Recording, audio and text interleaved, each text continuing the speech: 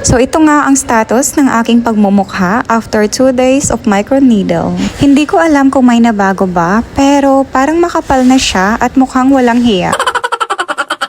A day in my life dito sa Canada. Hi, it's me again, sweet. Pagka-uwi ko galing sa trabaho ay naligo agad ako para makapaglakwat siya. Kaya samahan nyo na naman ako dahil ngayon igagala ko kayo sa sementeryo dito. Gabi na nga dito pero ang ganda ng panahon, ang ganda ng sikat ng araw, pero kailangan kong magtago. Dahil alam nyo na, tinutusok-tusok ng needle ang mukha natin, so sobrang sensitive pa. Dahil katatapos ko lang mag-microneedle, kaya hindi pa advisable na ma-expose sa init ang vampire.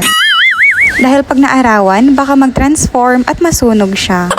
So naglagay lang ako ng sunscreen ngayon at hindi na ako nag-makeup dahil dito lang naman tayo sa sementeryo mag-explore. Ito nga ang isa sa pinaka-historic at magandang sementeryo dito sa Toronto. At isa din to sa pinakamalaking sementeryo dito. Known nga to siya na may mga magagandang gardens at mga mature trees na may nakalibing sa ilalim. Sa sobrang ganda at ang linis ng sementeryo na to, maraming pumupunta dito para mag-jogging, mag-walking at yung iba para mag-unwind. Meron ding mga nagbabanding ng bisikleta dito.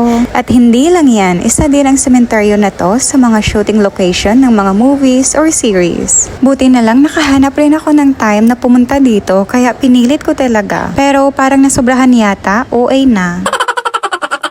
Hahanapin mo talaga ang upuan sa sobrang laki at ang lawak ng sementeryo na to. At habang naglalakad nga tayo, may nakita akong sobrang cute na squirrel. Nakatitig siya sa akin. Tapos paglingon ko sa likod, marami ding iba na nakatingin pala sa atin. Hindi ko alam anong tinitingnan nila, siguro itong iced coffee natin.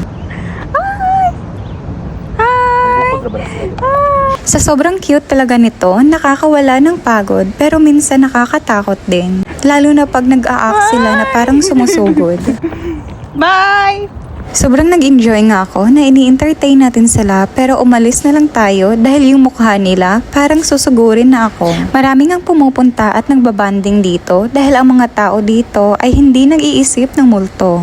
Walang white lady, tikbalang, tiyanak at iba pa. Ang mga malalaki na mga puno dito ay tinatawag sa kanilang designated name, hindi tinatawag na baliti or may mga nakatira na engkanto. At syempre, hindi mawawala sa ating pag-i-explore ang snacks. So meron ngang nagbigay sa atin ng vegetarian burger galing sa Cafe Landwehr. Magulay-gulay daw muna ako dahil tumataba ching-ching na daw ako.